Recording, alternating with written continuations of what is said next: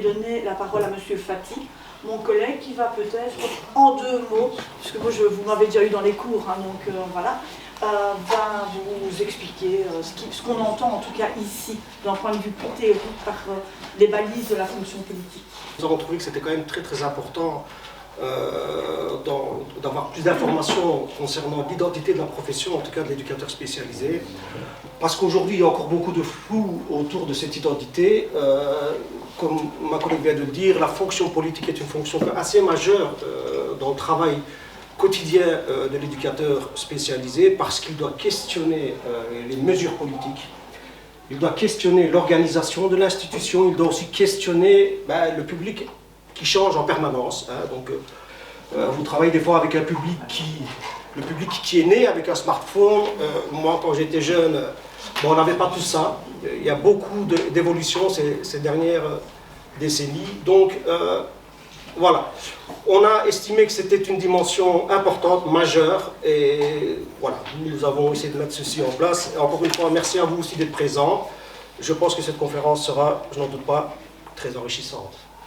Et si vous voulez prolonger la conférence d'aujourd'hui, je pense que vous avez reçu la revue de l'Observatoire, ou en tout cas, voilà, je vous montre, où va le métier de l'éducateur. Et M. Dalem a écrit pas mal dans le bouquin.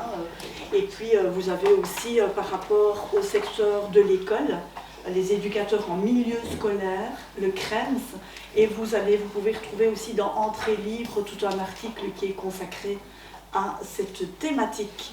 Merci beaucoup. À vous, monsieur. Bien le bonjour. Je vais d'abord me présenter un petit peu. Donc, je suis Ludovic Dalem, je suis éducateur spécialisé de formation. Je suis coordinateur par ailleurs d'un service ambulatoire en santé mentale lié à la consommation de drogue illicite, où je coordonne l'équipe, mais aussi je suis intervenant de terrain. Et je suis rentré à l'ABDES finalement durant ma formation en promotion sociale d'éducateur spécialisé lors de ma dernière année. Donc ça remonte à déjà pas mal de temps. J'ai une longue expérience, moi j'ai toujours été sur le terrain de la santé mentale, donc ça fait 26 ans que je travaille en psychiatrie. Au départ comme agent d'éducation, et puis voilà, le besoin de se former, d'en apprendre un peu plus m'a amené à devenir éducateur spécialisé en accompagnement psycho-éducatif. Alors un petit peu d'histoire au niveau de l'association professionnelle des éducateurs spécialisés, donc l'ABDES. Il faut savoir que c'est une association qui a vu le jour fin des années 70, donc c'est quand même quelque chose qui date un peu. À l'époque, et c'était lors d'une journée à la Marlagne à Wépion, autour de la question l'éducateur agent de changement, donc c'était un rassemblement d'éducateurs de terrain, et où a émergé l'idée de pouvoir mettre en place une association professionnelle. Alors le fait est que, un peu en miroir aussi aux évolutions de la société, cette association a balbutié comme ça pendant ces décennies, parfois avec beaucoup de membres au niveau du conseil d'administration présent, parfois avec beaucoup moins de monde, parfois avec des gens qui décidaient de nous rejoindre pour un peu animer des réflexions, etc. Et qui finalement faisaient le choix d'abandonner un peu parce que imaginer une association professionnelle plutôt comme étant un mouvement syndicaliste, chose que nous ne sommes pas du tout. Donc on a plutôt une posture de réflexion qui nous anime autour de thématiques qui, au fur et à mesure de l'évolution de la société, du métier, etc., vient un peu parfois nous bousculer et où on essaie de se mettre un peu en réflexion pour avoir des actions qui peuvent soutenir évidemment le métier. Je pense que vous êtes bien au clair qu'on est dans des enjeux parfois institutionnels de pouvoir subsidiant qui font que l'éducateur spécialisé n'est pas reconnu et que ce n'est pas un métier protégé.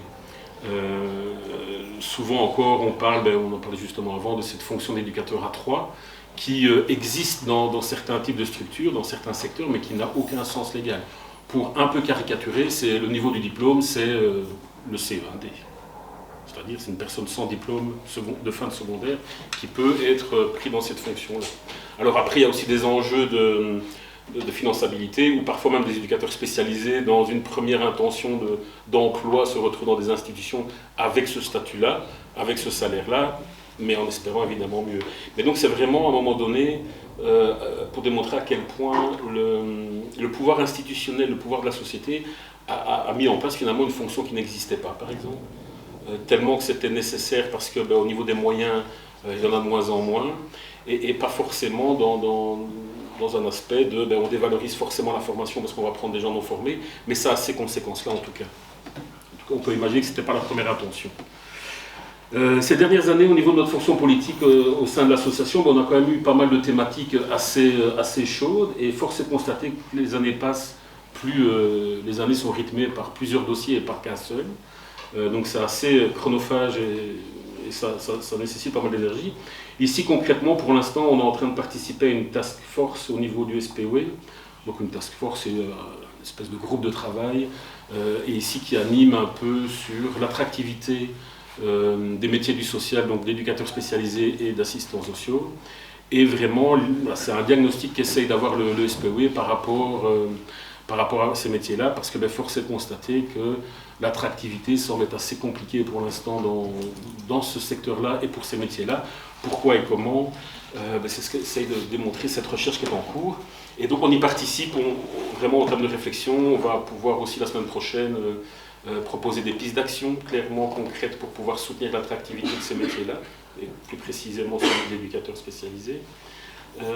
Parce que force est de constater qu'il y a vraiment de plus en plus une perte de sens chez l'éducateur de terrain, parfois alimentée, comme on l'a nommé aussi, selon cette évolution politique, sociale, économique, industrielle, de guerre, de monde, de tout ce qu'on veut.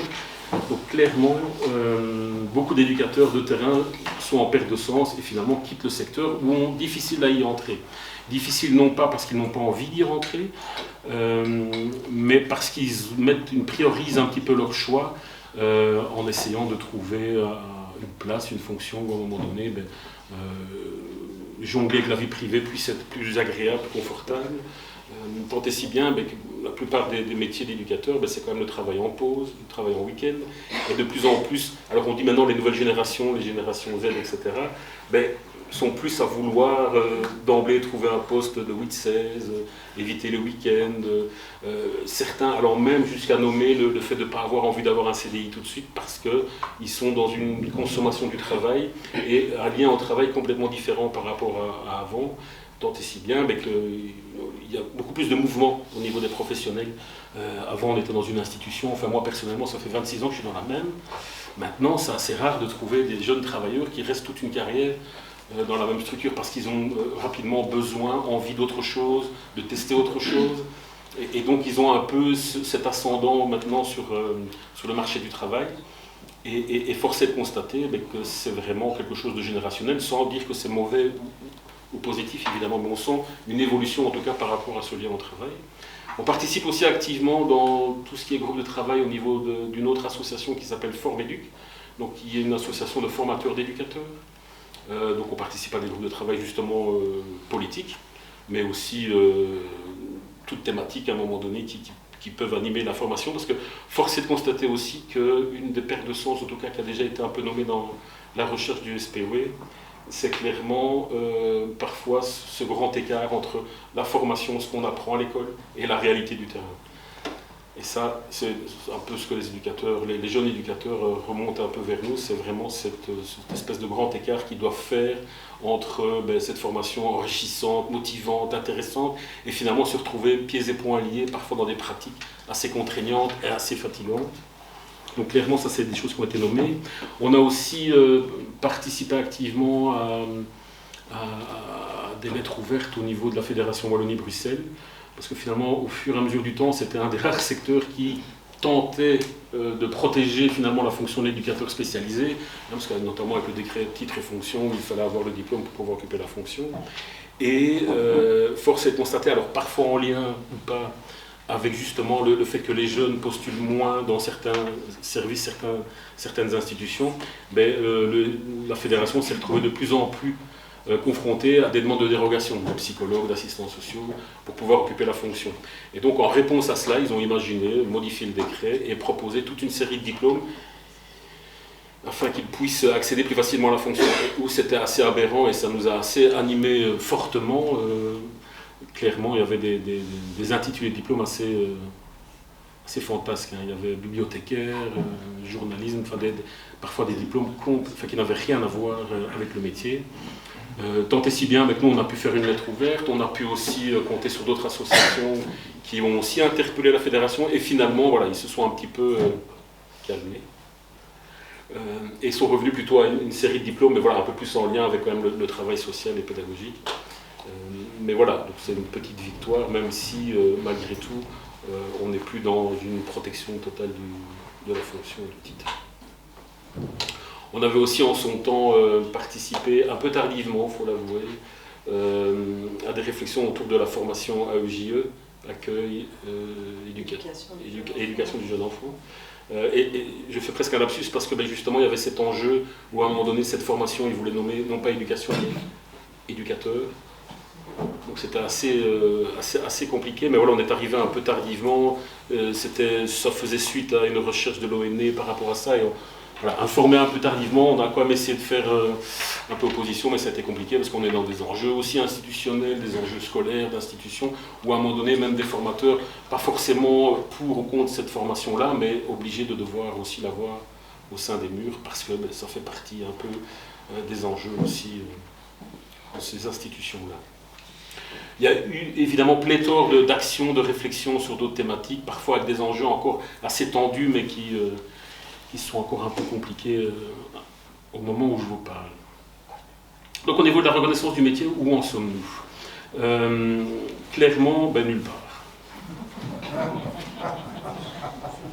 Clairement nulle part, même si, et c'est là qu'on compte sur les éducateurs de terrain, parce que au fil du temps, on peut clairement se considérer comme un expert du lien. Souvent, moi je me souviens au début, ou même avec des collègues, un peu c'est presque honte de dire, non, on est des professionnels, on nous a appris à être experts du lien, et donc on est des experts. Il ne faut pas oser de le dire, etc. Et en même temps, si, c'est important, parce qu'on a, au fil des années, au fil de l'évolution de la formation, développé une pratique réflexive. On questionne notre pratique en permanence, on réajuste notre posture, on réfléchit sur le sens qu'on met dans notre action éducative. Souvent, on vous l'a sûrement déjà fait, on parle de l'éducateur spécialisé comme un couteau suisse. Parfois ça agace, et en même temps, si on essaie de regarder un peu de l'autre côté, moi c'est quelque chose qui me plaît à entendre encore, parce que il faut le prendre comme une force, c'est-à-dire qu'effectivement on a cette chance de toucher un peu à tout. Alors certains diront qu'on va pas assez profondément dans tout ce qui est psycho, dans ceci ou cela, mais en même temps le fait de pouvoir toucher à tout, ça peut nourrir une envie aussi de pratique et de réflexion autour de notre posture qu'on a au quotidien sur le terrain.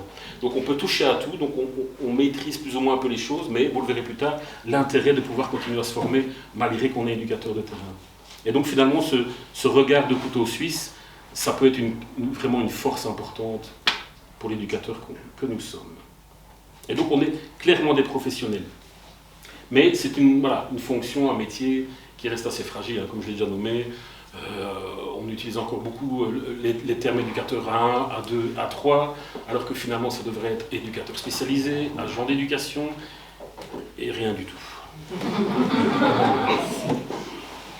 Mais après, je peux comprendre les enjeux dans lesquels certains sont, peut-être avec un contrat A3, on est bien d'accord, mais c'est devenu tellement usuel de dire éducateur A1, A2, A3, que ça devient une vérité, en fait, tout simplement. Et ça, c'est quelque chose, en tout cas moi, personnellement, dans l'ABD, j'essaye un petit peu de revendiquer, sans mettre les diplômes, les fonctions vraiment en opposition. Hein. J'ai été moi-même agent d'éducation pendant une dizaine d'années. C'est un métier important, qui a du sens, mais clairement, ce n'est pas le même métier qu'éducateur spécialisé. Donc de se dire, devant une famille, devant une institution, je suis éducateur, mais comment on sait qui est quoi et qui fait quoi finalement? Je trouve que ça devrait être même autant important pour les agents d'éducation, à un moment donné, d'avoir une association professionnelle pour défendre ce titre d'agent d'éducation, tout comme nous, on essaie de défendre le titre d'éducateur spécialisé. Donc vraiment, il y a une sémantique comme ça dans la société qui a pris le pouvoir sur tout le reste. Et donc moi, je vous invite, en tant qu'étudiant et futur travailleur de terrain, de nommer. Je suis éducateur spécialisé. Combien de fois en réunion de réseau on n'entend pas bonjour éducateur. Non, éducateur spécialisé, agent d'éducation, ceci, cela, machin. D'autant qu'on a aussi maintenant dans une évolution comme ça en lien avec les fonctions du social, ou pas mal d'institutions, par facilité, par aussi finalement lien avec des profils de fonctions un peu communs, définissent les métiers du social comme étant des intervenants psychosociaux. On y trouve des assistants sociaux, des éducateurs, parfois des psychologues aussi sont dans cette fonction-là. Et donc ça vient un peu créer un melting pot où tout le monde peut faire finalement tous la même chose et avec un regard qui a priori qui devient commun. que souvent dans des institutions, on peut se retrouver à se dire, bah, tiens, moi, éducateur spécialisé, je fais la même chose que l'agent d'éducation. Oui, mais avec un autre regard, une manière différente de le faire aussi. Et donc ça, il faut vraiment pouvoir tenter de garder un petit peu cet esprit-là. C'est vraiment important. Et vraiment de le faire connaître, de le faire savoir. Vous n'imaginez pas à quel point c'est important de parler de votre métier, de le partager. Et clairement, une des évolutions au niveau du métier, c'est on est devenu, comme je le disais plus tôt, des professionnels, des experts du lien. Il ne faut pas hésiter à en parler, hésiter à mettre ça en mots. Encore trop souvent, on entend dire que l'éducateur et l'écrit, c'est compliqué. Mais vraiment. Et donc c'est quelque chose qui doit aussi à un moment donné se mettre un peu en musique, au-delà d'un travail de fin d'études, vous aimez votre pratique, vous aimez à un moment donné dans votre institution, vous avez une pratique particulière, eh bien c'est la partager via des écrits, des articles. C'est important. À un moment donné, la professionnalisation, en tout cas le regard de la société sur le professionnel que vous êtes, passera à travers ça. Parce que vous aurez fait des écrits qui viennent légitimer quelque chose, pas juste parce que vous êtes de manière... Et encore, on l'entend, hein, péjoratif, hein, mais l'éducateur qui surveille la cour ou qui conduit les enfants à la piscine, c'est plus que ça. C'est plus que ça. Et clairement, et tout en considérant que c'est important de les amener à la piscine aussi. Hein. Moi, je me souviens des choses extraordinaires qui se passaient dans des temps de camionnette et pas chez le psychologue. Hein. Donc c'est vraiment important de pouvoir mettre ça aussi en musique. Et donc, dans cette professionnalisation aussi, si vous vous considérez, alors il ne faut pas non plus avoir un trop gros coup, hein, parce que ça ne plaira pas toujours aux autres fonctions évidemment, mais vous avez un droit de parole à utiliser, à user, même pendant les temps d'équipe. Souvent on va entendre effectivement des fonctions qui vont avoir un regard un peu plus méta, mais vous, éducateur spécialisé, vous pouvez l'avoir aussi. Parce que vous êtes finalement même presque les seuls encore à avoir cette proximité avec le bénéficiaire. Donc ces moments qui sont tellement et souvent informels, mais où vous pouvez à un moment donné, en tant que professionnel, formaliser des choses, des enjeux que vous avez observés, que vous avez pu identifier, ou en tout cas en avoir des hypothèses et des interprétations à partager avec les autres. Et là, on touche la fonction de reliance. Je ne l'ai pas nommé dans toute ma présentation, mais parfois, il y a faire savoir, c'est un peu la fonction de communiquer. Enfin, bon, vous avez un peu deviné. Hein. Et donc, clairement, on devient vraiment des professionnels et il ne faut pas avoir honte de le dire et de le partager. Donc vraiment, amusez-vous à écrire, vous entendez des choses, le guide social, ils sont super intéressés par des éducateurs qui veulent à un moment donné partager une pratique et des choses comme ça. Ah ben interpellez-les, vendez-vous. Mettez-vous en avant, mettez en avant votre pratique, faites-la connaître, faites-la savoir. C'est vraiment par là aussi que les choses peuvent se passer. Hein. C'est vraiment important. Il y a quelque chose d'assez récent au niveau des écoles, notamment. Beaucoup proposent maintenant des formations mais vraiment spécifiques pour les éducateurs spécialisés de terrain. Dans le temps. Auparavant, jadis, naguère, l'éducateur spécialisé pour se former, pour aller à des journées d'études, à des conférences, devait un peu trouver une thématique qui le touchait un peu et devait faire des pieds et des mains pour défendre ça à sa hiérarchie. Oui, allez, c'est un intérêt pour moi d'y aller parce que ça pourrait faire sens, machin, bidule. Là, ici, maintenant, il y a des structures d'enseignement qui proposent des formations comme ça et qui sont même animées la plupart du temps par des éducateurs spécialisés de terrain. Pour des éducateurs spécialisés, donc vraiment la visée est complètement différente que de se retrouver, nous, finalement, parmi d'autres professionnels, mais finalement de se retrouver entre éducateurs et pouvoir aussi enrichir sa pratique. Clairement, nous, on considère à l'ABDES que la formation continuée, c'est essentiel. Alors j'aurais presque même, moi personnellement, envie de vous dire que ça devrait être obligatoire. Parce que ça professionnalise encore plus l'éducateur que nous sommes, et ça permet aussi d'enrichir sa pratique, qui peut évoluer selon le secteur dans lequel il travaille aussi. Alors après, voilà, moi je ne vais pas vous obliger à, mais si à un moment donné vous avez cette opportunité-là, il faut vous nourrir de ça. Parce que ça va à un moment donné nourrir votre pratique, que vous soyez dans l'aide à la jeunesse, dans le secteur du handicap, dans la santé mentale, ça va venir nourrir quelque chose en vous et continuer à mettre en question votre pratique. Et ça, c'est essentiel. Enfin, il me semble. Je vais aussi un peu aborder les compétences sociales et au niveau de la société. Clairement, l'éducateur spécialisé a souvent eu cette place, et je reviens un peu aussi sur la fonction de communication, hein, où on vient pointer ce métier-là quand il se passe quelque chose de mal, quand à un moment donné on fait les faits divers. hein, mais rarement quand les choses se passent bien. Donc là, je rebondis de nouveau, il faut pouvoir partager sa pratique, que ce soit en famille, que mamie machin ne vous considère pas comme tiens, vous êtes quoi le pion de ceci ou l'animateur d'activité. Non, partagez votre pratique pour qu'à un moment donné ça puisse vraiment percoler dans la société. Il faut vraiment partager ça un maximum.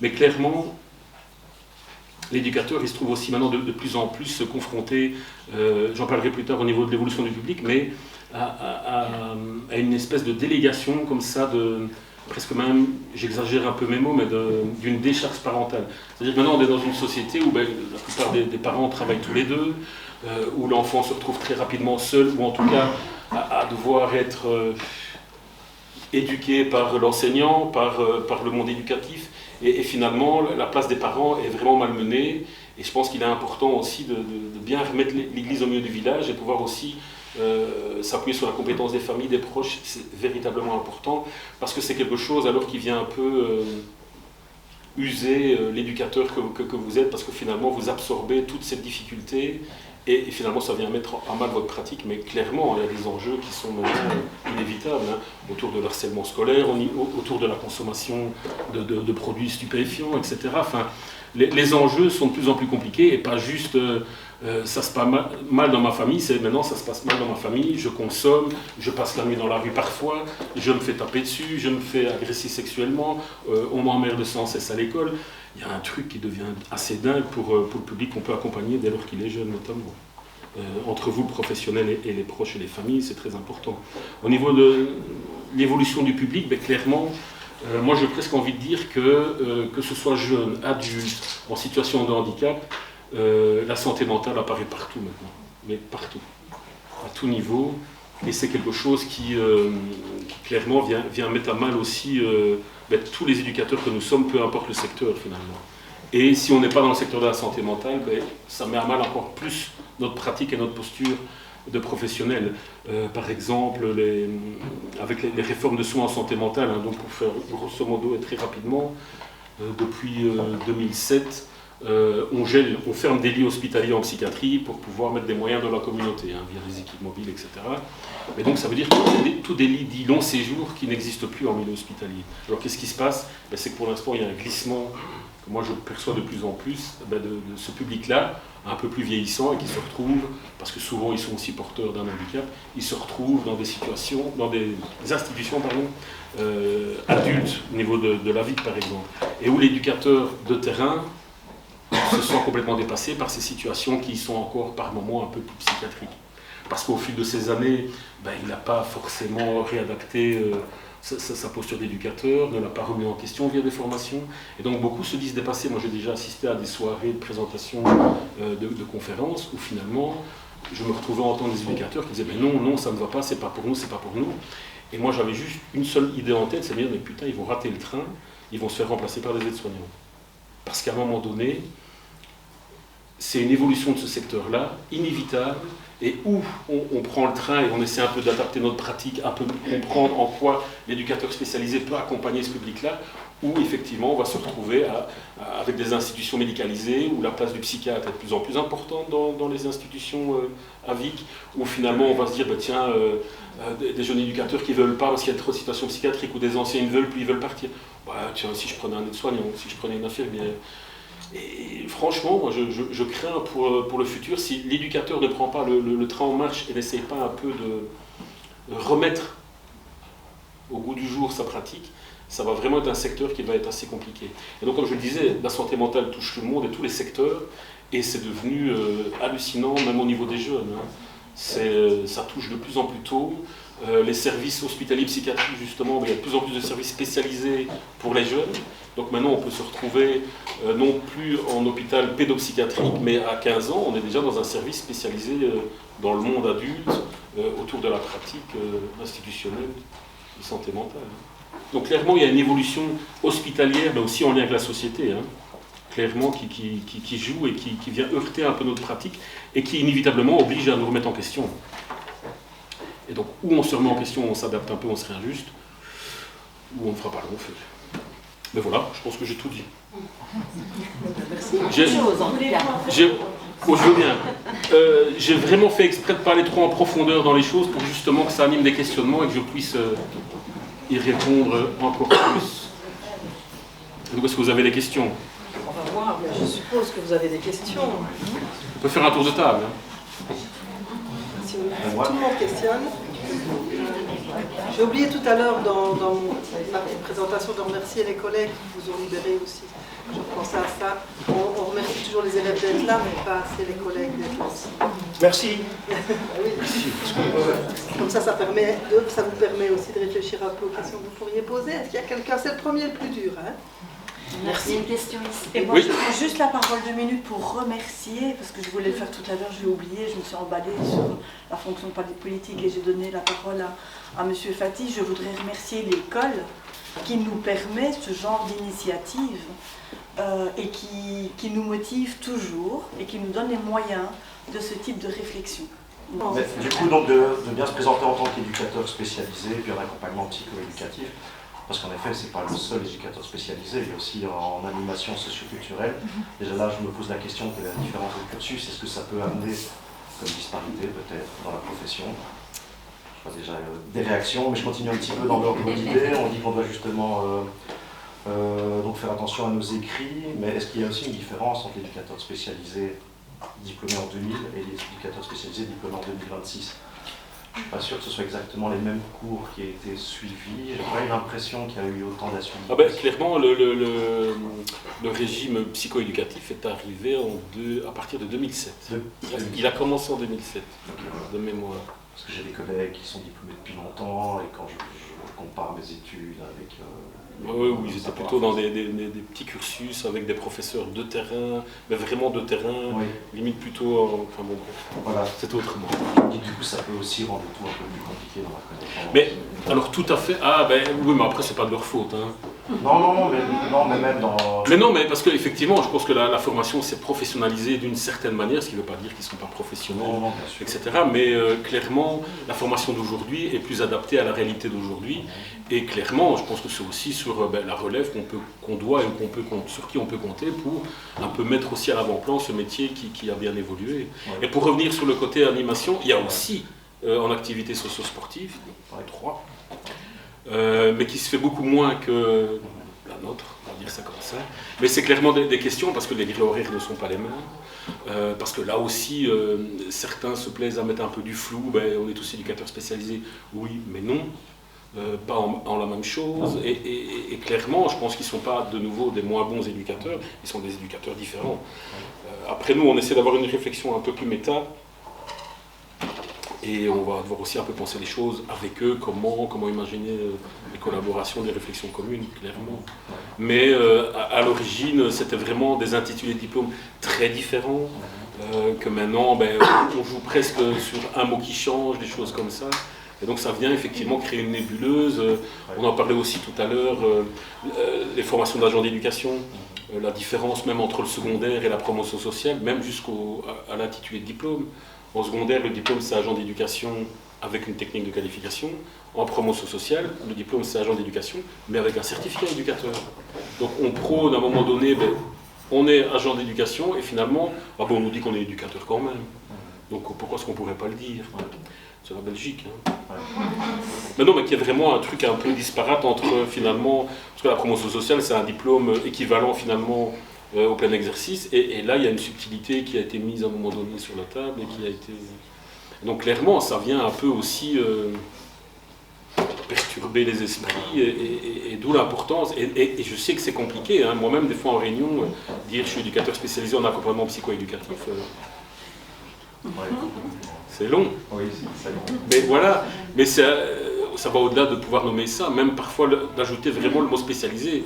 Beaucoup se disent simplement éducateurs, et donc à un moment donné l'intervenant en face, s'il maîtrise un peu, il pourrait percevoir un peu une différence entre... voilà, mais il faut vraiment pouvoir exprimer ça et montrer et démontrer.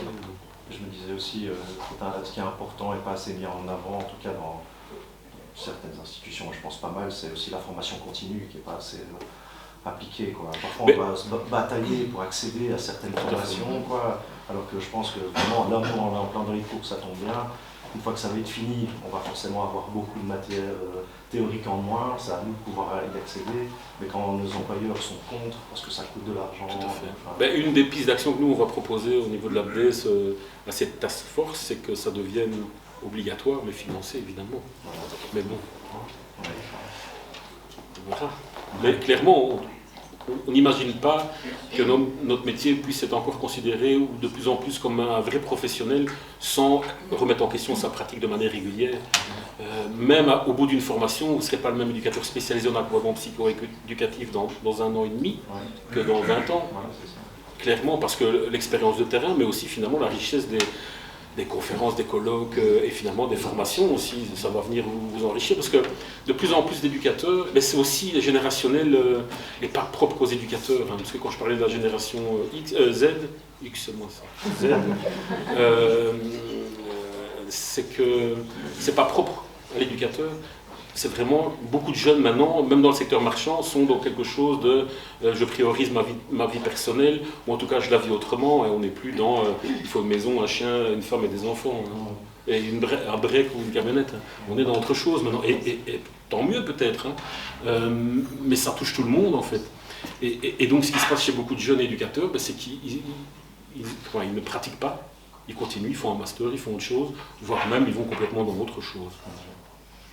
Et ça, c'est dommage, parce que finalement, alors ça peut être aussi expliqué en partie, parce que peut-être que le métier d'éducateur n'est pas encore assez de fait reconnu au niveau diplôme, mais même au niveau institutionnel, et qu'au fil de la formation, ou des stages, ou du travail, ils disent « Oh mais non, à quoi bon, je vais vite faire autre chose et partir ailleurs ». Alors qu'il est important d'être éducateur spécialisé, il est important de le faire savoir et de le démontrer, que c'est utile pour la société, pour les institutions. C'est pas un métier péjoratif. C'est un beau métier. Oui, j'en suis convaincu. Je pense qu'on est entendu beaucoup dans la salle. Mais justement, et c'est ça qui est compliqué, parce qu'il y a beaucoup d'employeurs qui vont prendre justement des éducateurs A2, comme spécifié sur les CV, pour faire un métier d'éducateur spécialisé. Ça aussi. Et beaucoup prennent des psychologues en se disant « Putain, il va avoir le regard d'un psychologue et je vais le payer comme A2 celui-là. » Ouais. Mais après, ils ne sont pas que dans du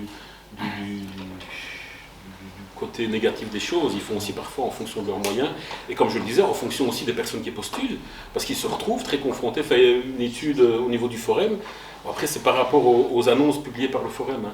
Mais le temps que, ils ont défini par exemple à un moment donné que le métier est en pénurie, non en critique, pardon, en phase critique, mais comment, notamment et pas que, parce que le temps qu'un poste est pourvu entre l'annonce et vraiment la fin de la publication, est très souvent, de plus en plus souvent long, parce qu'il y a de moins en moins de gens qui postulent. Il y a de moins en moins de gens qui postulent. Il y a de plus en plus, comme je le disais aussi, mais c'est un peu multifactoriel, hein. Je ne vais pas aller taper sur le dos des jeunes encore et toujours. Hein.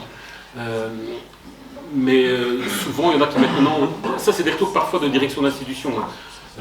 Des jeunes, des pas trop vieux, qui se relancent dans la formation d'éducateurs spécialisés et qui privilégient vraiment la formation, qui ne veulent pas forcément finalement des contrats de remplacement pendant cette formation parce qu'ils veulent vraiment être focus et par ailleurs et à raison aussi leur vie privée et donc finalement se voient passer sous le nez des contrats de remplacement à d'autres alors qu'on sait très bien que c'est comme ça qu'on met un pied dans les institutions en général, mais il y a vraiment un mouvement. Moi j'ai déjà eu une direction qui m'expliquait, mais j'ai proposé un contrat de remplacement à quelqu'un qui fonctionnait vraiment super bien et il nous a dit non, je suis en formation. Eh ben, il a fini, puis on ne l'a plus jamais repris. Mais c'est des enjeux, alors qui sont parfois au cas par cas, mais qui viennent amener une ambiance un peu générale où les institutions ils font parfois comme ils peuvent, parfois ils participent aussi aux enjeux de non, on prend un peu des moins chers, etc. C'est super compliqué, et clairement, comme je le disais aussi, si à un moment donné, du jour au lendemain, ça doit être que des éducateurs spécialisés, mais c'est même pas les institutions qui sont en faillite, c'est la VIC, c'est l'aide à la jeunesse, c'est tout le monde. Hein. Parce qu'ils n'auront pas les moyens d'assumer ça. Parce que pendant des années, ils n'ont pas pris la décision de vouloir assumer ça. Et c'est pas parti pour. Hein. Merci. Oui, une autre question? Merci. Merci, moi je fais la 2e année. Merci par Madame Janica d'avoir nous libéré. Donc moi, Ma question, c'est que je travaille depuis 10 ans comme éducateur. Je ne sais pas si je suis A2 ou A3, jusque-là, je ne sais pas. Mais à part d'écrire, bientôt on va terminer, bientôt on sera en tout cas dans le marché d'emploi. Par quel moyen on peut se faire entendre afin qu'on soit quand même respecté, quoi? Parce que depuis l'arrivée de ce gouvernement-là, il y a beaucoup qui sont dans les rues. Je vois beaucoup de profils. D'autres nous mettent dans la culture, d'autres nous mettent je ne sais pas où. Mais est-ce qu'il y a une façon de nous faire entendre comme éducateurs spécialisés? Alors, nous, il faut nous rejoindre, c'est tout. J'en profite d'ailleurs pour vous dire, j'ai oublié mon ordinateur, mais j'ai recherché tout à l'heure, j'ai préparé une grille. Donc à la fin, en sortant, si vous voulez noter vos noms, vos adresses e-mail, votre numéro de téléphone, eh bien évidemment, on va pouvoir suivre l'évolution, on va pouvoir peut-être rejoindre l'association de M. Dallène et puis peut-être constituer un groupe, parce qu'il y a une suite à cette conférence de réflexion pour peut-être cheminer ensemble. Voilà. Clairement, pour l'instant, notre forme d'association, donc on est une vraie ASBL, etc., c'est de pouvoir promouvoir et défendre effectivement la reconnaissance du métier, mais on ne passe pas par une adhésion financière, tout adhérent ne doit pas payer, etc. On n'est pas dans un modèle comme celui-là actuellement, et donc à un moment donné, au fil des rencontres, que ce soit des étudiants, bientôt éducateurs de terrain, ou même des professionnels, on peut partager avec eux un peu ce qu'on fait au quotidien, quel sens on met un peu dans notre pratique, dans nos activités, et la personne, si vraiment elle est motivée, peut nous rejoindre dans nos réflexions avec le CA ou selon les moments de rencontre si elles sont thématiques, et à ce moment-là s'investir dans des réflexions sur comment penser un peu les choses, sur la formation, sur ceci, cela. Et donc, à notre niveau et en lien avec nous, ça peut passer par là. Clairement, on est des éducateurs aussi terrain, donc quand il y a des manifestations, il y a des gens de l'ABDS qui sont sur le terrain. Maintenant, comme je le disais, on est aussi une association qui balbutie, un peu en miroir aussi avec les éducateurs de terrain, qui sont parfois, souvent, régulièrement pas contents, qui battent parfois le pavé, mais qui sont tellement pris dans leur institution et dans leur quotidien que s'investir bénévolement dans une association professionnelle, du temps de rencontre, de réflexion pour pouvoir un peu porter des thématiques particulières, c'est épuisant, c'est fatigant, et donc on a pas mal de turnover aussi, et finalement presque en représentation aussi du secteur du marché du travail actuel, c'est-à-dire que moi je suis le dernier qui suis dans l'ABDES depuis 2009-2010 par exemple, parce qu'il y a des gens qui viennent et qui à un moment donné, parce que projet professionnel particulier abandonne, etc. etc. Mais donc on est aussi en réflexion sur comment fonctionner, on a essayé de mettre en place et on attend qu'il y ait un peu plus de monde qui nous rejoigne dans la partie réflexion, de pouvoir imaginer des soirées thématiques, de pouvoir aller à un moment donné ici à l'école pour parler de l'éducateur en milieu scolaire ou l'éducateur en santé mentale ou ailleurs, mais de pouvoir réfléchir et proposer des soirées thématiques, des tables rondes avec un professionnel, des professionnels et des étudiants ou d'autres professionnels, de pouvoir un peu partager aussi, réfléchir sur les pratiques pour à un moment donné que certaines thématiques puissent remonter aussi vers le pouvoir politique et des choses comme ça. Mais clairement, on est une institution, une ASBL qui n'a pas, pour ne pas vous mentir, qui n'a pas un poids fou. C'est-à-dire qu'on commence au niveau des pouvoirs politiques de nous interpeller selon certaines thématiques, mais on n'a pas encore ce pouvoir de décision de pouvoir dire à un moment donné, nous on n'est pas d'accord et point. On n'a pas ce pouvoir-là, mais on a un pouvoir réflexif, et donc il ne faut pas hésiter à partager votre motivation et on peut se voir une fois en réunion, des choses comme ça, vraiment. Donc en tout cas au niveau de l'ABDES, ça peut passer par là. Après, continuer à battre le pavé aussi. Oui, mais s'il y a beaucoup qui sont venus, ça donne du poids, non, à l'ASBL? Ah oui, plus vous serez, mieux ce serait, clairement. Pour l'instant, ce n'est pas le cas. Parce que les gens s'épuisent rapidement ou se montrent intéressés, et finalement, on envoie un mail, mais on n'a jamais de réponse. Mais c'est vraiment dans l'air du temps. Donc ça nécessite un investissement vraiment, vraiment important. Oui? Je vais me permettre, je suis étudiant de 3e, je viens aussi du XXe siècle et d'une autre génération. J'ai un parcours un peu particulier. Donc, la fonction politique est quelque chose qui m'anime, les profs qui me connaissent savent que c'est quelque chose qui pour moi est ancré, et ce n'est pas pour rien qu'à l'approche de la cinquantaine, je suis ici, c'est entre autres pour ça. Est-ce que vous ne pensez pas qu'on fait un peu... parce que je pense que la fonction politique, elle fait peur. Et pour moi, je trouve qu'on fait un amalgame avec une fonction politique, un militantisme ou un idéalisme. Et je trouve qu'il y a des différences à faire. Alors moi, je vais parler que en jeu. J'ai travaillé en éducation permanente au siècle dernier. J'ai été militant et puis j'y ai travaillé. Et quand j'y travaillais, je ne me considérais plus comme militant, mais comme professionnel, ce qui est une nuance très importante. Et ce sont des choses que je revois aujourd'hui, mais si je peux me permettre, en tout cas moi, comme étudiant de 3e année, je trouve quand même qu'on freine aussi un peu des 4 fers quand on vient avec cette fonction-là. En tout cas, c'est mon sentiment. Moi, personnellement, on m'a un peu dit « Oh, c'est bien ta fonction politique, mais il n'y a pas que celle-là. » La nuance, c'est que moi, je vois cette fonction politique et je vois que toutes les autres fonctions me permettent d'y arriver, en fait. D'arriver dans ce sens-là. En ce chemin-là, c'est mon chemin personnel. Mais c'est clairement une fonction. Mais voilà, je trouve que c'est une fonction qui fait peur et je trouve qu'on l'identifie à d'autres choses, à un militantisme ou à un idéalisme, qu'on peut freiner. Moi, je trouve ça. Mais clairement, il faut éviter le piège d'être dans de la confrontation. Parce que je pense que tout éducateur doit avoir un petit peu de militantisme en lui, mais finalement militantisme au niveau sociétal, pour la société, pour les bénéficiaires, mais aussi pour sa fonction finalement. Et là on retouche directement à la fonction politique, où c'est la mettre en avant, c'est essayer de la défendre, de la promouvoir, mais évidemment dans des enjeux où on ne va pas aller défoncer la porte de la ministre de la Fédération Wallonie de Bruxelles pour vous faire entendre quelque chose. C'est écrire des lettres avec de belles formes, etc. Et être professionnel, tout à fait. Tout à fait. Mais est-ce que vous ne pensez pas non plus qu'on est maintenant dans une logique où on répond beaucoup à l'urgence et donc qui fait qu'à un moment donné, cette fonction... On répond dans l'urgence, on consomme de l'urgence, enfin on consomme quelque chose qui...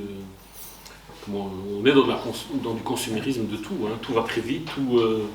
Et donc parfois il est important de prendre la balle au bond, et c'est là où parfois on... Je ne vais pas dire qu'on rate des choses, hein, mais où c'est compliqué, c'est parce qu'il y a des évolutions, même parfois politiques, qui nous mettent de fait dans l'urgence et on doit rapidement réfléchir. Et ça, c'est un peu compliqué, je trouve, parce que amorcer une réflexion, d'avoir le temps de la nourrir et finalement de partager quelque chose, ça ne se fait pas forcément en 24 heures ou 48 heures. Il faut pouvoir un peu s'inscrire dans une réflexion, porter à un moment donné un message qui a du sens. Enfin, je prenais en exemple l'idée d'une modification de décret, ça s'est appris par la bande, etc. Et puis finalement, chacun dans nos associations, tac, tac, tac, on a un peu fait des trucs. Et se retrouver au téléphone, sur le trottoir avec le président d'une fédération, machin, bidule. Enfin, c'était un peu dingue, quoi. Mais finalement, là, pour des situations comme ça a quand même pu avoir un certain pouvoir. Mais seul, franchement, on va pas loin. On va pas loin. Moi, je veux juste partager une dernière chose, c'est quelque chose que j'ai appris étant très jeune. C'est une idée qu'on avait, mais en éducation permanente où je travaillais, on disait toujours on pense global et on agit local, en fonction de ça. Et en tout cas, moi, j'essaie toujours de penser comme ça. Je suis peut-être un idéaliste, mais je me dis, ok, j'ai des grandes idées, et peut-être que juste en faisant une petite chose, je vais faire évoluer les choses. Et ça, je peux le faire. Ah, mais je pense que chaque éducateur a ce pouvoir-là. C'est qu'à un moment donné, on pourra avoir aussi une meilleure reconnaissance si chacun d'entre vous met en avant sa pratique, l'utilité de sa fonction dans son institution, dans son service, clairement. Hein, ce sera grâce à vous qu'à un moment donné, peut-être dans 5, 10, 15 ans, 20 ans, 30 ans, 40 ans, mais qu'à un moment donné, on se dira, ah ouais, c'est quand même un métier qui en vaut la peine, quoi. Clairement. C'est pas parce que nous, on ira dire ça quelque part. Hein. Oui. Vous parlez de mettre en avant la pratique et de mettre en avant comme quoi on est éducateur spécialisé, mais par exemple, il y a des institutions où c'est devenu une usine à gaz. On prend les gens, on leur fait prendre la douche, ils mangent, des dodo, et on ne veut pas s'en occuper. Que ce soit infirmières et assistantes sociales ou éduques qui sont dans l'institution et il n'y a rien derrière, quoi. Ben, c'est beau d'arriver en disant ouais, je suis éducateur spécialisé, mais si tu as 30 personnes derrière qui veulent juste coucher les patients, je vais dire, et être tranquille derrière, ne plus travailler après ça, c'est un peu... et c'est l'institution qui les pousse à ça, parce que c'est une usine à gaz. Hein. il y a évidemment des situations bien compliquées, hein, mais c'est vrai que notre fonction, et là on retouche un peu aussi peut-être le militantisme ou la fonction politique, je ne sais pas, mais de pouvoir soutenir aussi des réflexions à un moment donné institutionnelles. Alors il faut être vigilant, hein, parce que il ne faut pas que l'éducateur que vous êtes devienne l'élément perturbateur de l'institution et cristallise un peu le problème du moment. Parce que ça, c'est souvent un danger aussi. Hein. Il y a des institutions, des services. Moi, je suis dans le milieu du soin. Parfois, on m'explique, oh, mais attends, tu te rends pas compte, un éducateur, ouais, mais il va nous emmerder tout le temps. Parce que parfois, mais alors c'est aussi lié, je pense, à une méconnaissance. Hein. Je suis désolé de mon langage, hein. J'espère qu'on ne montrera pas la vidéo à tout le monde. Hein. Mais parce qu'aussi, il y a vraiment cette représentation où certains professionnels, notamment du soin, pensent qu'on est drillé pendant la formation à faire chier l'institutionnel. Alors que oui et non, c'est-à-dire qu'à un moment donné, c'est mettre du sens, c'est questionner pourquoi, comment, mais pas questionner pour embêter tout le temps. Mais à un moment donné, ça doit se mettre en musique aussi d'une certaine manière, en maîtrisant les enjeux institutionnels dans lesquels on est.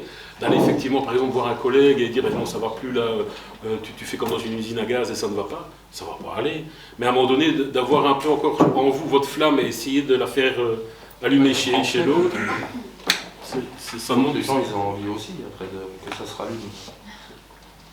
Mais ça, voilà, ça reste leur pouvoir d'agir.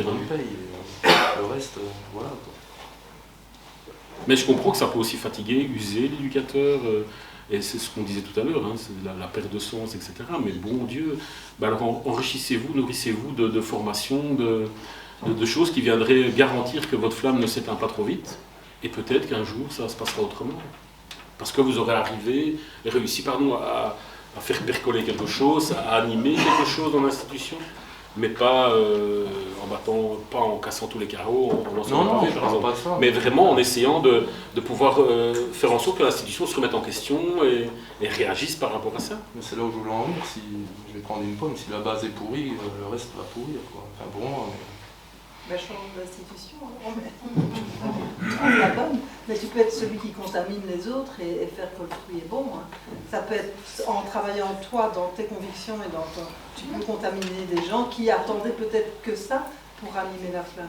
Il y a des gens, c'est plus facile de suivre le mouvement général, pardon. Hein. Mais c'est clair. Mais par contre, en prenant soin de vous, c'est-à-dire qu'à un moment donné, je ne dis pas que vous êtes pessimiste, hein, mais clairement, c'est des choses qui peuvent leur animer une fatigue, même psychique. Hein. Après, je peux comprendre, hein, c'est pas évident d'avoir tous les jours les mêmes patients et de devoir s'en occuper tout le temps et de faire la même chose. Il y a des collègues qui font ça avec le sourire depuis 20 ans et que ça fonctionne bien.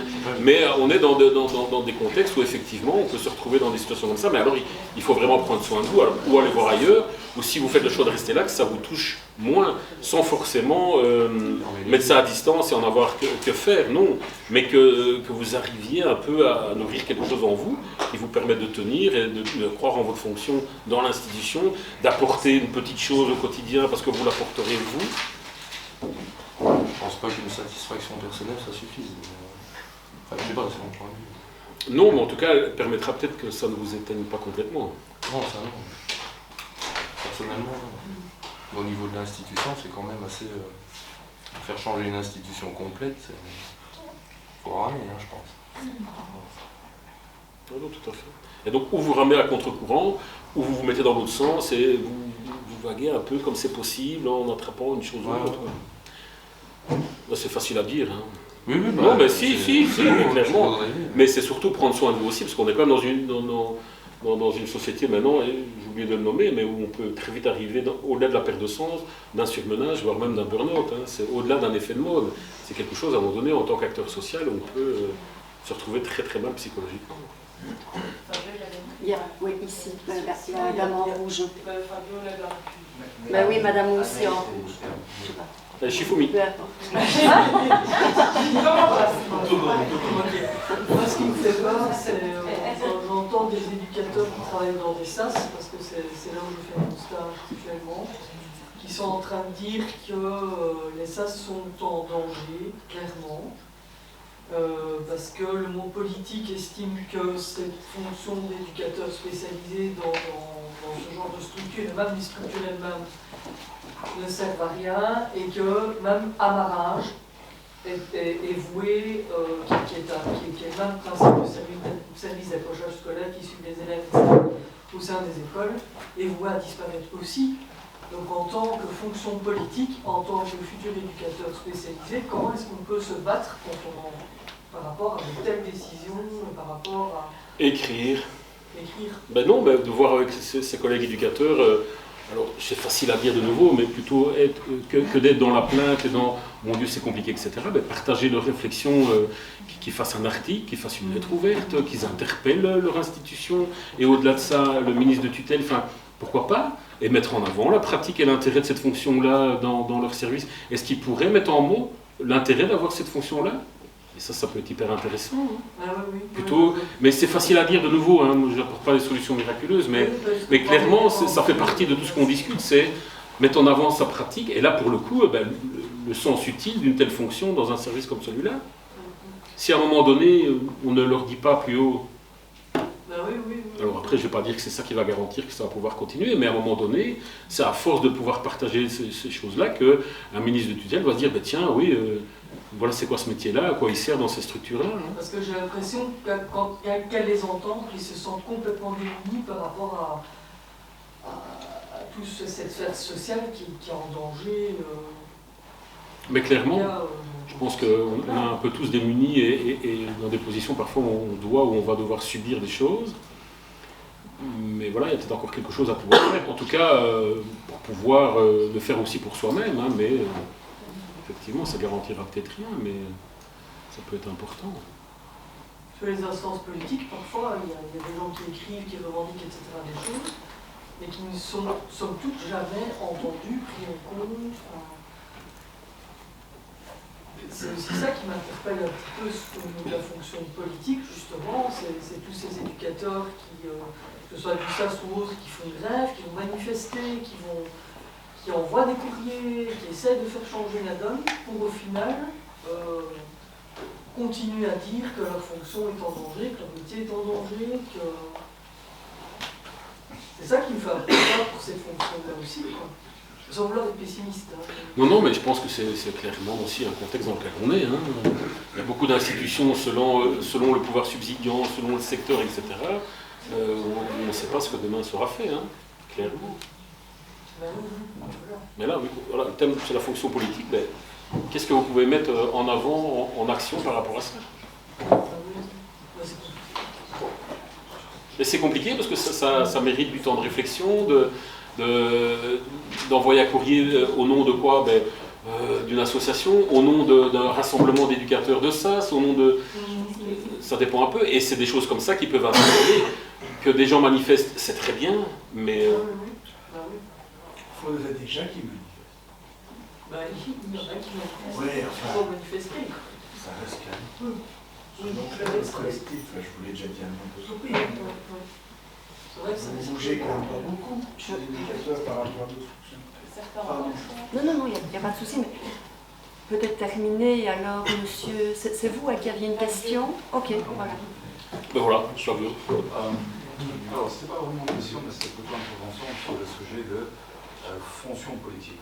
J'ai travaillé il y a 3 ans et demi, et c'était là que j'ai débuté ma carrière en tant qu'éducateur spécialisé, dans un travail, dans un projet pilote qui plus tard il est devenu un service.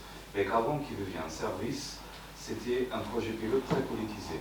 Donc d'une façon plus informelle et péjorative, il faut que vous travaillez de cette manière, mais il ne faut pas que vous travaillez de cette manière.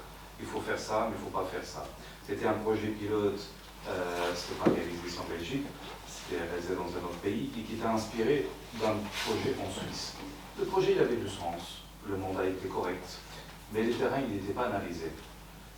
On essaie d'importer un projet, une idée, d'un pays, d'un contexte complètement différent, pour l'insérer dans un contexte qui semble, mais qui me semble, c'est pas pareil. Donc ça veut dire qu'il y avait beaucoup de pression politique, il y avait des personnes du journalisme, c'était dans le secteur rue. Je travaillais dans le secteur de rue, dans un endroit, c'était l'épicentre des problématiques urbaines du pays en vigueur, que je parle. et c'était très difficile, toute cette pression. Mais cette pression, en fait, parfois, il nous faisait comprendre qu'on doit manger une vallée. On ne peut pas rien dire. À un moment donné, on commençait à se dire, mais nous, on vit dans le terrain. On vit les dangers, on vit les réalités, on vit les situations du bénéficiaire, et on sait qu'est-ce qu'il vit. Et on connaît la demande, on est juste à côté. Qu'est-ce que les politiciens ils sont en train de voir leur réalité qui parle? C'est des rapports, c'est un écrit qui compose de A à Z. Là, viens voir. Et c'était très intéressant que quand ils venaient voir le terrain, en fait, les rues étaient dégagées. Vous voyez, c'est bien le terrain. Donc à chaque fois, il y avait ça. Cette deux réalités, notre réalité et les réalités imposées par les politiciens. Et c'est là que je voyais, il y a une fonction politique. Mais écoute, moi je vis ça, moi je peux dire, non, il faut faire, non, moi je peux dire, nous, mes collègues, on est composé par une équipe de X éléments, nous on a vécu ça, cette façon-là que vous parlez, c'est joli, c'est théorique, mais dans la réalité, ne fonctionne pas.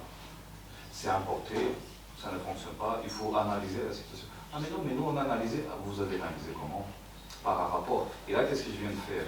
Je viens de vous expliquer une discussion que j'avais avec des politiciens, avec moi et mes collègues, avec la bourgmestre de la commune en vigueur, et puis la direction de mon institut, nous faisait genre de l'autre côté de la salle. Non, il ne faut pas parler, il ne faut pas dire ça. Mais oui, quand même. Ben, c'est compliqué. Hein. Parce que, en jeu politique, parce que d'une part, c'est peut-être le pouvoir qui va subsidier, qui va financer un peu les choses, et en même temps qui attend aussi une espèce de retour comme ça. Ça, on est de plus en plus là-dedans. Hein.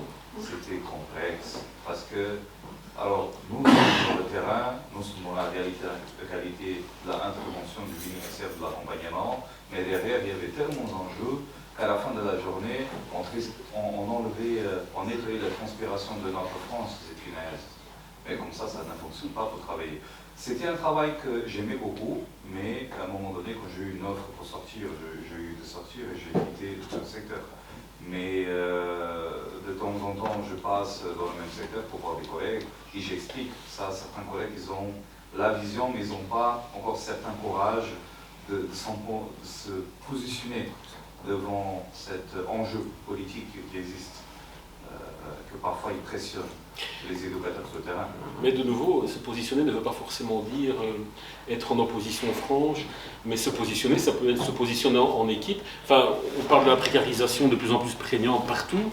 Effectivement, le travail de rue, nous on travaille beaucoup avec des institutions de rue qui, au fur et à mesure des années, perdent un équivalent temps plein, puis l'année d'après ils peuvent en avoir un en plus, et puis c'est reparti. Parce que c'est le politique à un moment donné qui finance les choses, qui attend aussi des résultats, mais aussi des chiffres, mais où la position de ces institutions-là doit être un peu plus, alors c'est pas bien de le dire, mais de stratégie, etc. C'est-à-dire qu'on ne va pas à un moment donné se retrouver face aux politiques en disant « mais non, attendez, vous avez mal fait les choses, ça ne va pas, ça ne correspond pas à la réalité ». Non, c'est à un moment donné faire remonter et prendre le temps que ça remonte vers le politique, de se dire, tiens, voilà, nous on constate que finalement, ce public-là, il a évolué comme ça, il se passe ça, ça, et donc de le refaire remonter petit à petit, mais ça, c'est donc une posture d'équipe, et pas forcément quelque chose de frontal, d'emblée, rapidement. C'est vraiment un travail de longue haleine. Hein. Claire, tout à fait, et les écrits, et les écrits, ça aide à ça, mais c'est difficile quand ça existe, justement, qu'est-ce que vous venez d'écrire, tout ce travail de passage d'informations, de rapports, mais derrière, il y a une partie marchande. Mais maintenant, mais nous, nous attendons des résultats.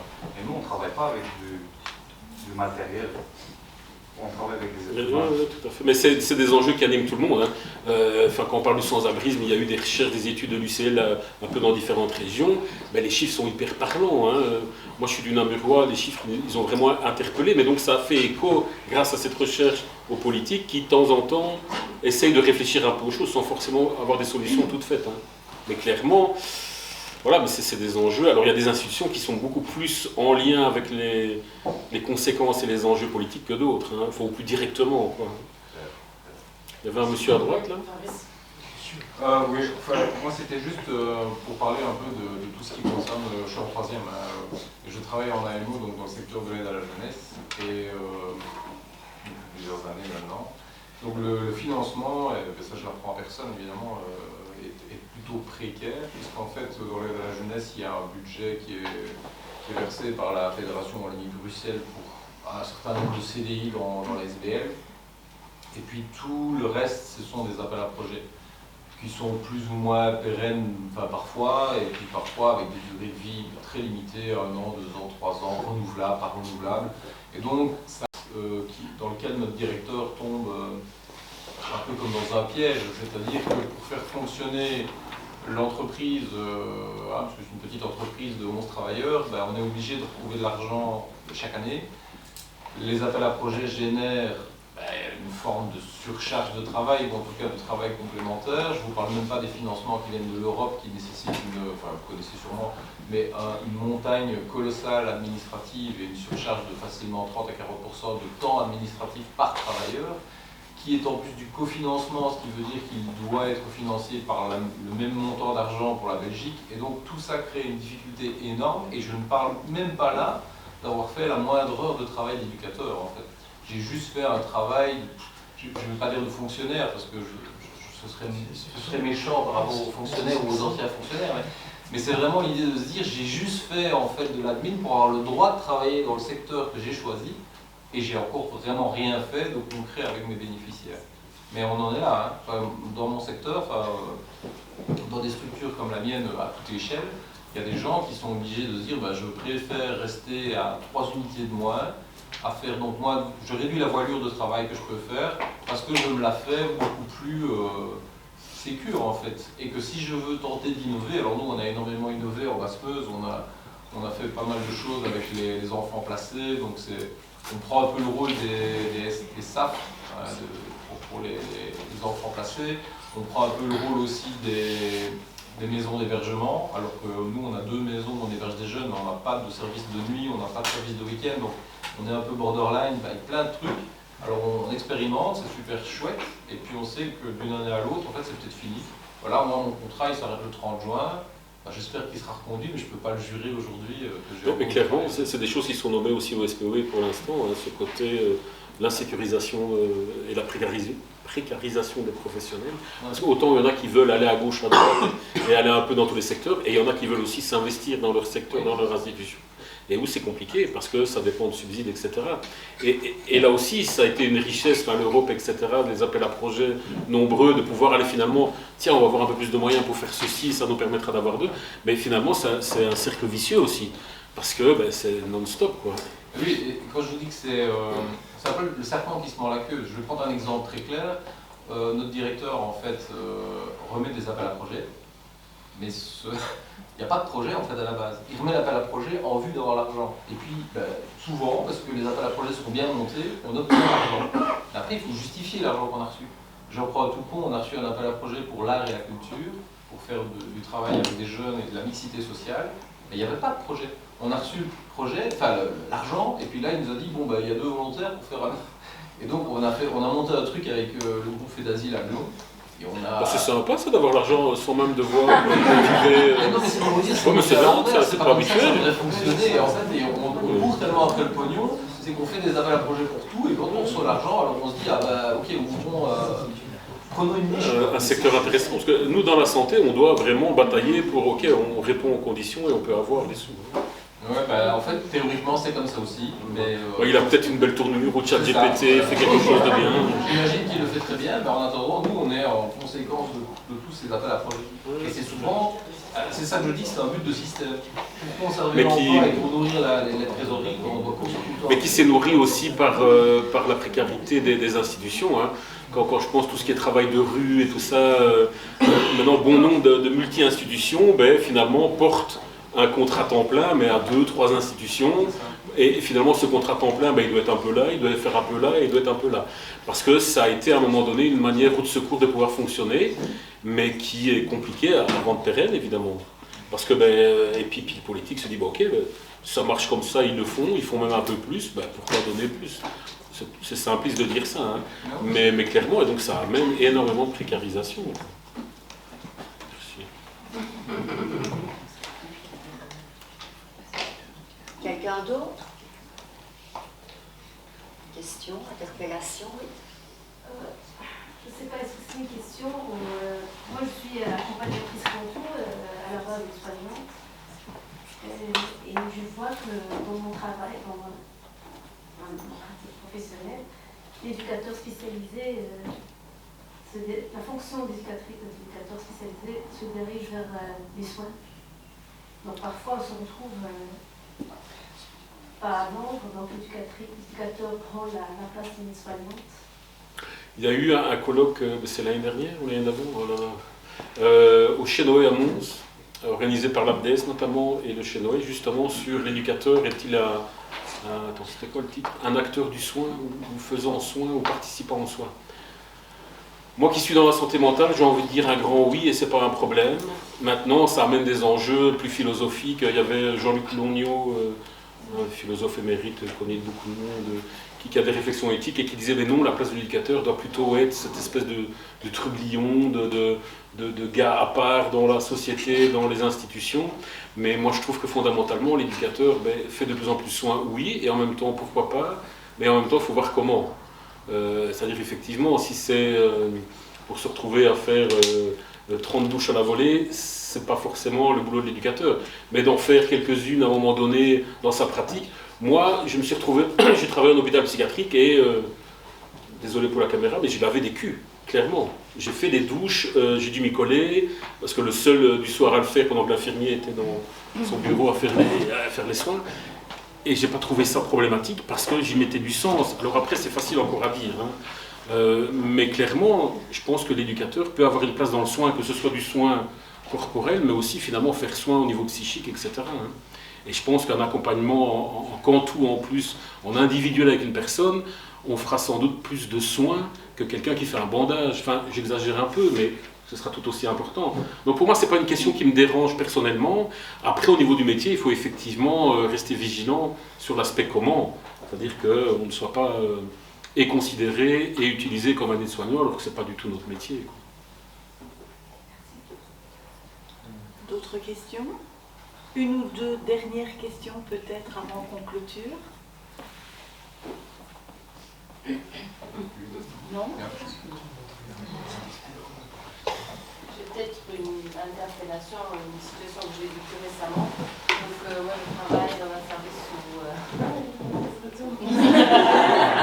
Mettez-vous debout.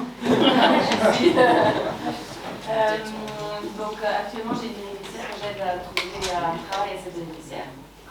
Et parce qu'elle est en situation particulière, donc pas légalement dans le pays, on est en train de faire une demande pour qu'elle puisse rester dans le pays, etc.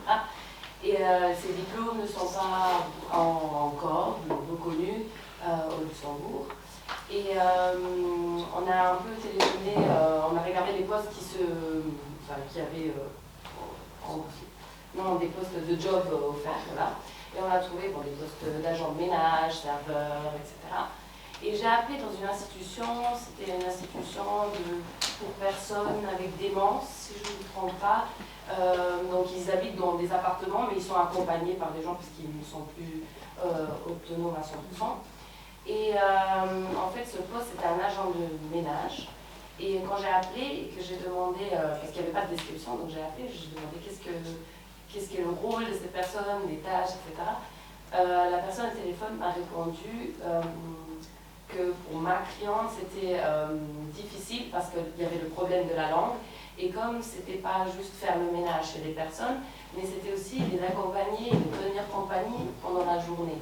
Et je trouve que des fois, au Luxembourg, peut-être en Belgique aussi, le boulot, le job d'éducateur est un peu sous-estimé ou peut-être pas mal vu, mais réduit au minimum. Et je trouve ça... Mais c'est vrai, ça arrive très souvent, où effectivement l'éducateur se retrouve à devoir réaliser des tâches qui ne sont pas forcément propres à son métier, clairement. Ou finalement des tâches propres à son métier, mais qui sont données à d'autres types de diplômes ou types de métiers, clairement. Donc c'est pire au Luxembourg. Oui, enfin, oui, parce que y en a marre que vous soyez mieux payé aussi. Il n'y a pas que ça.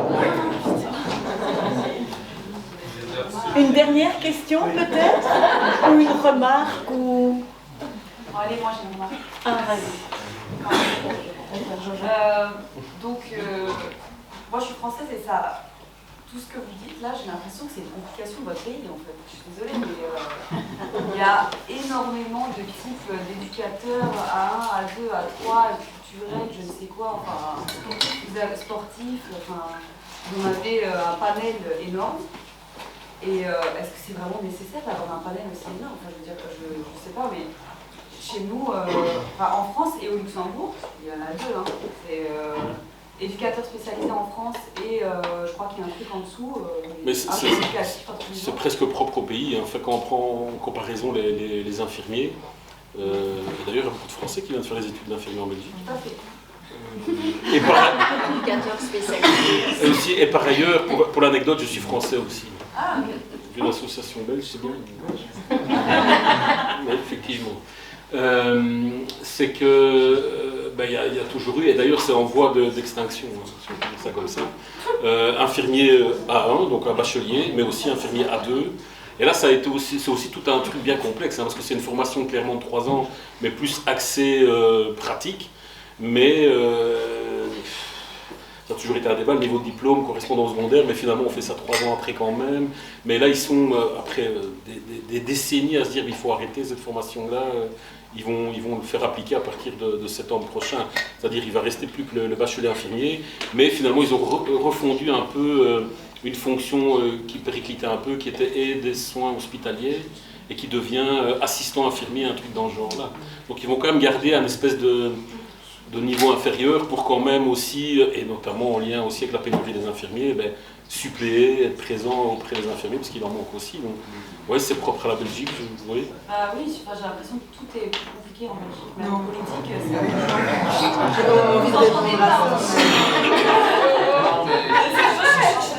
J'ai quand même envie de répondre à ça, c'est tout simplement parce que ça se professionnalise de plus en plus. Et justement, bachelier en éducation spécialisée a maintenant vraiment un programme, une professionnalisation. Vous avez des cours qui ne sont pas super faciles. Et de mon temps, il n'y avait pas de formation comme ça. Et donc fatalement, il y avait des... Mais alors on ne peut pas mettre à la porte ceux qui ont mon âge et qui travaillent toujours comme éducateur à 3. On ne peut pas mettre à la porte quelqu'un qui est infirmière brevetée. Si, on ne peut pas.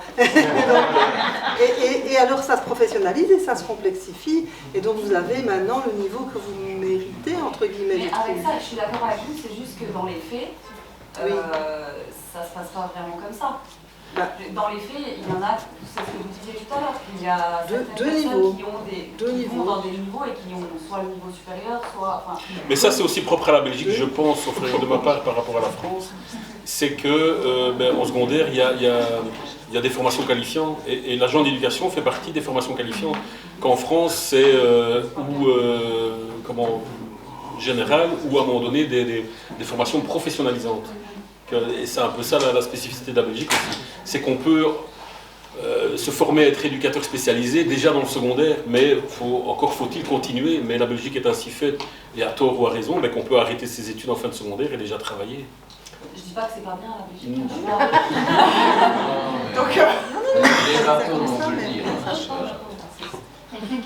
Mais c'est aussi notre force, enfin notre force.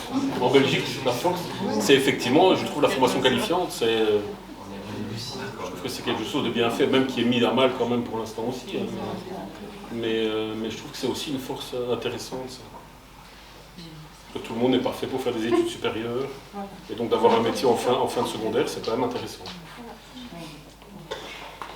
Eh bien voilà, 17h20, on arrive tout doucement à la fin. Je voudrais vraiment remercier M. Dallène qui nous a fait l'honneur de sa présence et de répondre à toute une série de questions qu'on se pose ici. On a essayé de faire le contour par ces interventions de la fonction d'éducateur bachelier, notamment cette fonction politique, la reconnaissance du métier d'éducateur, une réflexion autour des compétences sociales et l'évolution du public cible, de notre boulot, de notre avenir. Grand merci, M. Dallène.